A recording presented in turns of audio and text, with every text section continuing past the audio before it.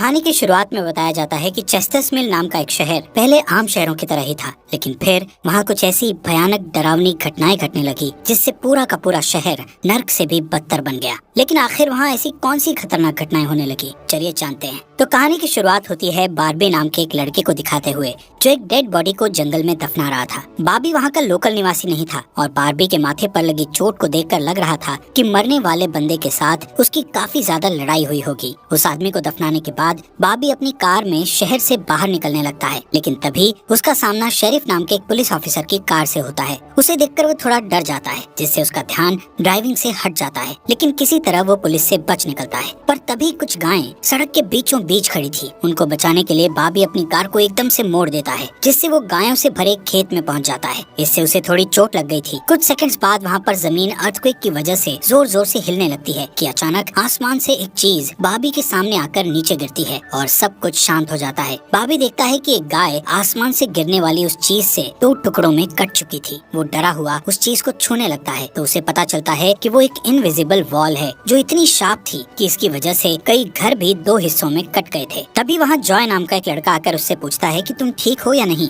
वो भी उस इनविजिबल दीवार को देखकर शॉक्ड रह जाता है। दूसरी तरफ शेरिफ और लिंडा को खबर मिलती है कि उस पूरे टाउन की पावर सप्लाई कट गई है, फोन लाइंस बंद हो गई हैं और इंटरनेट भी काम नहीं कर रहा है। यहाँ तक कि सारे सैटेलाइट कनेक्शंस भी काम करना बंद कर गए थे। तभी शहर के ऊपर से उड़ रहा एक प्लेन उस इनविजिबल वॉल से टकराकर क्रैश हो जाता है, जिसे देखकर लोग और भी ज्यादा घबरा गए थे। और ये बात कंफर्म हो जाती है कि ये सिर्फ एक इनविजिबल दीवार नहीं बल्कि एक राउंड शेप डोम यानी गुम्बद है जिसने आधे शहर को कवर कर लिया है। वहीं दूसरी साइड हम एक रेडियो स्टेशन पर फिल और उसकी असिस्टेंट डोडी को देखते हैं जो सिग्नल लाने की कोशिश कर रहे थे। वो दोनों थोड़ा कंफ्यूज थे कि अचानक सिग्नल क्यों चला गया। यहाँ पर फिल को लगता है कि ये अच्छा मौका है उनकी रेडियो रेटिंग्स को हाई करने का, इसलिए वो दोनों सिग्नल को ठीक करने में लग जाते हैं। वहीं एक फायर ट्रक डोम की दूसरी तरफ से आ रहा था, जिसे देख बार्बी ट्रक वाले को इस इनविजिबल वॉल की तरफ इशारा करता हुआ उसे रुकवाकर क्रैश होने से बचा लेता है। थोड़ी देर बाद वहाँ इन्वेस्टिगेशन करने के लिए कुछ पुलिस वाले आते हैं, पर इस इनविजिबल डोम को समझना उनके बस की बात नहीं थी। उसी समय वहाँ पर एक शहर का काउंसिलमैन जिसका नाम बिग जिम था वो भी पहुँच जाता है, लेकिन उसे भी इस डोम के बारे में कुछ भी समझ नहीं आता। यहाँ पर पुलिस को इन्फॉर्मेशन मिलती है कि उस शहर की तरफ आने वाले सभी रास्तों को बंद कर दिया गया है क्योंकि उस डोम की वजह से बहुत सारे एक्सीडेंट हो रहे हैं। इसके थोड़ी दूर घर पर जूनियर नाम का लड़का एंजी नाम की लड़की के साथ इंटीमेट हो रहा था। एंजी पेशे से नर्स थी और जो की बड़ी बहन भी थी। इंटीमेट होने के बाद जूनियर एंजी से कहता है कि मैं तुमसे बहुत प्यार करता हूँ, लेकिन एंजी उसे कहती है कि वो उसके लिए ऐसा कुछ फील नहीं करती।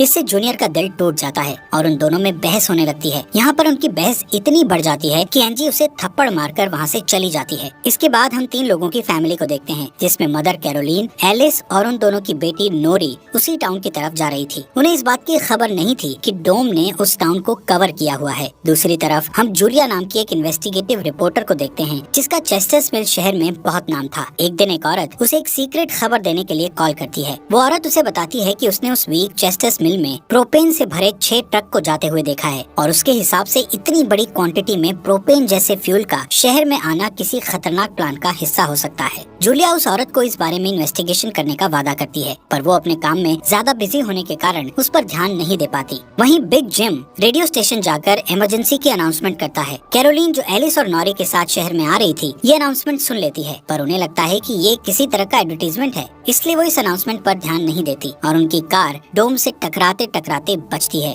क्योंकि उससे पहले दूसरी तरफ से आ रहा एक ट्रक डोम से टकराकर क्रैश हो जाता है, जिसे देखकर वो तुरंत अपनी कार के ब्रेक लगा देती है। इतने बड़े इंसिडेंट को देखकर नॉरी के दौरे पड़ने लगते हैं, जिससे वो बेहोश हो जाती है, लेकिन बेहोश होने से पहले वो किसी पिंक स्टार के बारे में कहती है। अब यहाँ से नॉरी को जल्दी से हॉस्पिटल में ले जाया जाता है, जो कि टाउन में होने वाली घटनाओं से घायल हुए लोगों से भरा पड़ा था। वहीं जूलिया और बार्बी घायल हुए लोगों को हॉस्पिटल ला रहे थे। इसी हॉस्पिटल में जूलिया का हस्बैंड भी डॉक्टर था। वो उससे मिलने जाती है, लेकिन उस वक्त उसका हस्बैंड हॉस्पिटल में नहीं था। हॉस्पिटल में जूलिया को पता चलता है कि उसका हस्बैंड संडे को कभी काम नहीं करता था, पर वो जूलिया को हमेशा झूठ बोलता आ रहा था। हॉस्पिटल के बाहर हम बार्बी और एंजी को मिलते हुए देखते हैं। दोनों को साथ देखकर जूनियर के अंदर एक अलग सी जलन पैदा होती है। वहीं अब टाउन के बॉर्डर्स को सैनिकों द्वारा सील कर दिया जाता है। बहुत सारे साइंटिस्ट और एक्सपर्ट्स को भी इस अजीबोगरीब मुसीबत का असल कारण नहीं पता चलता। पर कुछ घंटों बाद बिग जिम प्रोपेन के बारे में बात करने के लिए शेरिफ से मिलता है। यहाँ पर उनकी बातों से हमें पता चलता है कि उनको इस डोम के बारे में पहले से थोड़ा बहुत पता था, पर वो इस पर खुलकर बात नहीं कर रहे थे। वहीं बॉबी को उस टाउन में एक दिन के लिए रुकना था, पर उसके पास ठहरने के लिए कोई जगह नहीं थी, इसलिए वो अपनी कार में ही रात बिताने का फैसला करता है। तभी जूनियर उसके पास आता है और उसे एंजी से दूर रहने को कहता है। धीरे धीरे उसकी बात धमकी में बदल जाती है। बॉबी हैरान होता है कि आखिर उसकी गलती क्या है। इसी बीच वहाँ जूलिया आ जाती है, जिससे वो झगड़ना बंद कर देते हैं।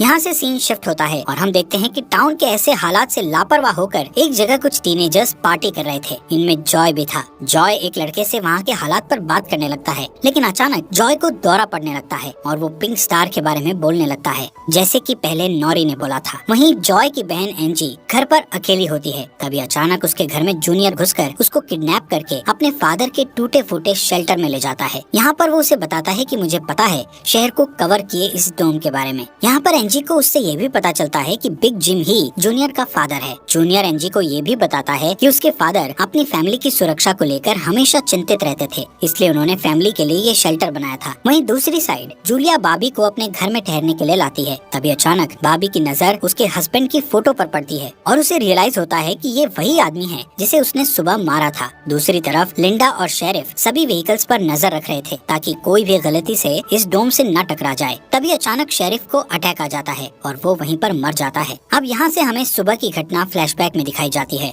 जहाँ बॉबी टाउन में जूलिया के हस्बैंड जो डॉक्टर थे उनसे मिलने आया था। वो उनसे कुछ पेमेंट की बात करता है, पर डॉक्टर उसे पेमेंट देने से इनकार कर देता है, जिस वजह से उन दोनों में झगड़ा हो जाता है और एक्सीडेंटली बॉबी उसे गोली मार देता है। बॉबी जानता था कि भले ही उसने उसे गलती से मारा है, पर उसे इसकी सजा मिलेगी और इससे बचने के लिए उसने उसकी बॉडी को जंगल में दफना दिया। वहीं प्रेजेंट में सुबह उठकर बार्बी देखता है कि उसके गले की चेन गायब है, तो वो जूलिया से इसके बारे में पूछता है। जूलिया उससे कहती है कि वो उसकी चेन को ढूंढकर उसे दे देगी, पर तभी बॉबी को याद आता है कि वो चेन उस केबिन में ही गिर गया था जहाँ उसने उसके पति को मारा था। उधर जॉय अपने फ्रेंड बेन के साथ था, जिसने पिछली रात सीजर के वक्त उसकी मदद की थी। बेन जॉय से पिंक स्टार के बारे में पूछता है, जो उसने रात को दौरा पड़ते वक्त कहा था, लेकिन जॉय को उसके बारे में कुछ भी याद नहीं आ रहा था। वहीं रेडियो स्टेशन में डोडी एक स्पेशल डिवाइस की मदद से डोम के बाहर वाले लोगों से कांटेक्ट करने में सक्सेसफुल हो जाती है। वो सोल्जर्स को आपस में बात करते हुए सुन सकती थी, पर वो उनसे कुछ नहीं कहती। वहाँ सोल्जर्स भी कंफ्यूज थे कि आखिर ये इनविजिबल वॉल क्या है। दूसरी तरफ बिग जिम रेस्टोरेंट में बैठा ब्रेकफास्ट कर रहा होता है कि लिंडा वहाँ आकर उसे शेरिफ के मरने की खबर सुनाती है, जिससे वो लोग तुरंत बंकर में डेड बॉडीज को दफनाने वाले के पास जाते हैं, जिसका नाम लेस्टर था। उधर एंजी शेल्टर में किसी को मदद के लिए बुलाने की पूरी कोशिश करती है, पर वो कामयाब नहीं होती। तभी जॉय वहाँ आता है और उसे चेन के जरिए बेड से बांध देता है। वहीं बिग जिम लेस्टर को अपने साथ लेकर आता है, जो कि शेरिफ का ही दोस्त था। शेरिफ की मौत से वो बहुत दुखी और परेशान हो जाता है। जब लिंडा उनके आसपास नहीं होती, तब वो और बिग जिम पिछले महीने होने वाले प्रोपेन के इंपोर्ट के बारे में बात करते हैं कि प्रोपेन के इंपोर्ट में उन तीनों का ही हाथ था और उन्होंने टाउन वालों से ये बात छुपाई थी। शेरिफ की मौत से ये कंफर्म हो गया था कि वो उनकी इन्वॉल्वमेंट के बारे में किसी को कुछ नहीं बता पाएगा, जो कि उनके लिए अच्छी खबर भी थी। उसी दिन बाद में लिंडा पुलिस स्टेशन आती है तो देखती है कि बिग जिम शेरिफ के ऑफिस में कुछ ढूंढ रहा है। लिंडा की पूछने पर जिम उसे कहता है कि वो वहाँ शेरिफ की वसीयत के पेपर्स ढूंढ रहा है, लेकिन असल में वो वहाँ प्रोपेन के इंपोर्ट से जुड़े पेपर्स को ढूंढने आया था, जो उसे और लेस्टर को परेशानी में डाल सकते थे। वो तुरंत बाहर आकर शेरिफ को बताता है कि मुझे लगता है वो पेपर शेरिफ के घर में होंगे, जिन्हें लाने के लिए वो लेस्टर को तुरंत उसके घर भेजता है। इसी बीच जूलिया जल्दी से रेडियो स्टेशन पर डोडी के पास जाती है, जहाँ वो देखती है कि वो लोग डिवाइस के जरिए डोम के बाहर खड़े सैनिकों की बातचीत सुन सकते हैं। उनकी बात सुनने पर जूलिया को पता चलता है कि वो लोग जमीन खोदकर डोम को बाहर निकालने की कोशिश कर रहे हैं, पर वो इस काम में कामयाब नहीं हो पा रहे हैं। इसके बाद जूलिया रेडियो के जरिए पूरे टाउन में डोम वाली खबर को फैला देती है, जिससे लोगों में डर पैदा हो जाता है और लोग घबरा जाते हैं। वहीं जॉय और बेन बॉर्डर के पास साइंटिस्ट को अपना काम करते हुए देखते हैं। साइंटिस्ट ये देखते हैं कि डोम के ऊपर पानी का क्या असर होता है, पर उन्हें ज्यादा कुछ समझ नहीं आ रहा था, जिससे वो किसी नतीजे पर नहीं पहुंच पाते। वहीं जॉय देखता है कि ये डोम एक छलनी की तरह है। वो बेन से बताता है कि इस डोम में से बिल्कुल मामूली सा पानी आर पार जा सकता है। दूसरी ओर बारबी अपनी चेन ढूंढने जूलिया के हस्बैंड डॉक्टर के केबिन में जाता है। वहाँ उसे उसका चेन मिल जाता है, पर तभी जूनियर वहाँ आकर उसे देख लेता है। जूनियर उससे पूछता है कि क्या तुम एंजी के साथ सोए थे। यहाँ पर बारबी को लगता है कि शायद उसने उसे चेन ढूंढते हुए देख लिया है और इसीलिए वो जूनियर को ऐसे ही वहाँ से जाने नहीं दे सकता था, इसलिए वो जूनियर को बहुत बुरी तरह से पीटने लगता है। वहीं हम देखते हैं कि लेस्टर शेरिफ के घर पहुंचकर प्रोपेन इंपोर्ट के पेपर्स को ढूंढने लगता है। कुछ टाइम बाद उसे वो पेपर्स ड्रॉवर में मिल जाते हैं, तभी वो उन्हें जला देता है। जब वो वहाँ से जाने लगता है तो उसका पैर लगने से पेपर्स की आग घर के पर्दों पर लग जाती है, जिससे आग की लपटें पूरे घर में फैल जाती हैं और पूरा घर जलने लगता है, जिसे देखकर जल्दी ही बहुत सारे लोग जमा हो जाते हैं और आग बुझाने की कोशिश करते हैं, पर फायर ट्रक के बिना आग बुझाना नामुमकिन था। अगर वो लोग घर को जलने देते तो डोम के अंदर का टेम्परेचर बहुत बढ़ जाता, जिससे लोगों की जानें भी जा सकती थी, इसलिए सब मिलकर आग बुझाने में लग जाते हैं। बाबी लोगों को आग बुझाने में लीड करता है। तभी लिंडा को घर के अंदर से लेस्टर की चीखने की आवाजें सुनाई देती है। वो अंदर जाकर उसे घसीटकर बाहर निकाल लाती है और इलाज के लिए डॉक्टर के पास भेज देती है। यहाँ पर लोगों को आग बुझाने में 1 घंटे के बाद भी कामयाबी नहीं मिलती, उल्टा आग और भड़क जाती है। आखिर में जिम लोडर लेकर आता है और घर को गिरा देता है, तब कहीं जाकर आग शांत होती है। इसके बाद सारे थके हुए लोग इकट्ठा होते हैं। उनमें से पॉल नाम का एक पुलिस वाला फ्रस्ट्रेट होकर कहता है कि हम सभी लोग इस डोम से कभी भी बाहर नहीं निकल पाएंगे, क्योंकि ये डोम आग से जो धुआं निकला है उसे बाहर नहीं निकलने दे रहा।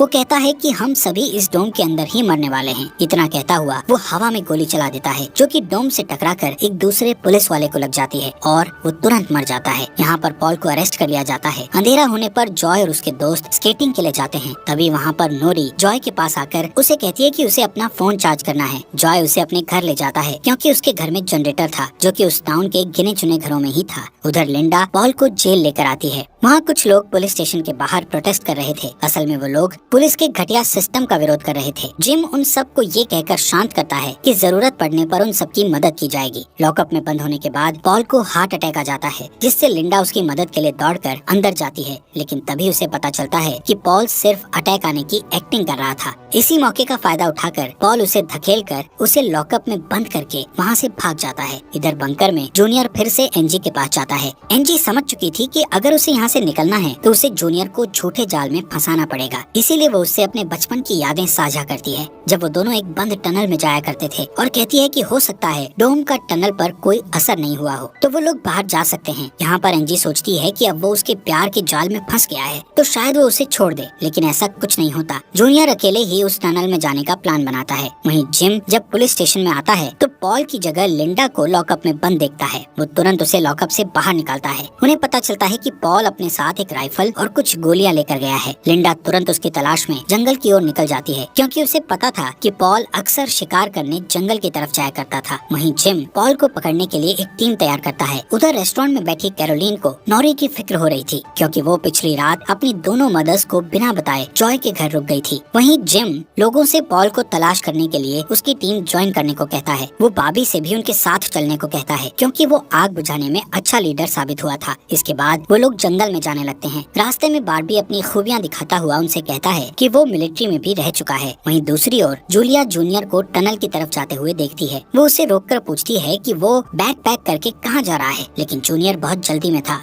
और वो नर्वस भी था। वो कहता है कि मैं बस यहीं पास में अपने दोस्त से मिलने जा रहा हूँ। इससे जूलिया का शक उस पर और भी बढ़ जाता है और वो उसका पीछा करती हुई टनल तक पहुँच जाती है। उधर जॉय के घर पर जॉय और नॉरी साथ में नाश्ता कर रहे थे। जॉय पहले कभी किसी लड़की के साथ अकेला नहीं रहा था, इसलिए थोड़ा नर्वस फील कर रहा था, जबकि नॉरी कॉन्फिडेंट थी और बातचीत में भी हाजिर जवाब थी। तभी बेन और 2 लड़कियों को अपने साथ लेकर उसके घर आ जाता है, जिन्हें फोन चार्ज करना था। उन्हें इम्प्रेस करने के लिए बेन को जनरेटर यूज करना था, जिसके लिए जॉय बेन को थोड़ी बेदिली से इजाजत दे देता है, क्योंकि उस टाउन में जनरेटर एक बहुत काम की चीज थी और इस तरह उसका मिसयूज करना उसे सही नहीं लग रहा था। उधर जंगल में हम देखते हैं कि सर्च टीम पॉल को ढूंढ लेती है, पर उसी टाइम पॉल एक लड़के की टांग में गोली मार देता है। दूसरा लड़का भी उसे संभालने के लिए वहीं रुक जाता है, जबकि जिम और बारबी पॉल के पीछे भागते हैं। दूसरी तरफ जूनियर टनल के आखिरी सिरे पर पहुंच जाता है, जहां पहुंचकर उसे पता चलता है कि डोम ने टनल को भी कवर किया हुआ है। वो दीवार के बिल्कुल करीब पहुंच जाते हैं, जिससे उसकी टॉर्च टॉर्च जलने लगती है। तभी जूलिया वहाँ आकर उसे वार्न करती है। जूलिया को देखकर जूनियर को बहुत गुस्सा आता है क्योंकि वो उसका पीछा कर रही थी। इस बात से जूनियर पागलों की तरह उस इनविजिबल वॉल को मुक्के मारने लगता है, जिससे जूलिया उसे रोकती है। फिर दोनों बैठकर बात करने लगते हैं। जूलिया उसे बताती है कि अपने पास्ट में की गई एक गलती की वजह से वो जर्नलिस्ट की इस बेकार सी जॉब में फंस गई है। उधर जॉय का घर लोगों से भर जाता है जो अपनी अपनी जरूरत के लिए उसके जनरेटर को यूज करने के लिए आए थे।